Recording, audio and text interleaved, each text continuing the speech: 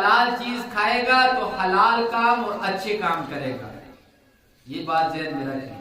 रसूलुल्लाह सल्लल्लाहु अलैहि वसल्लम ने यहाँ तक फरमा दिया, अल कासिबु हबीबुल्लाह, कि जो हलाल रोजी कमाने वाला है वो अल्लाह का महबूब है, अल्लाह का क्या है, पसंदीदा है, अल्लाह का दोस्त है।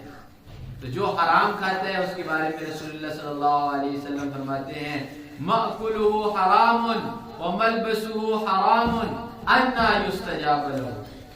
जो हराम खाता है और हराम पहनता है, कैसे अल्लाह उसकी दुआ को कबूल करेगा? कभी भी अल्लाह उसकी दुआ को कबूल नहीं करेगा।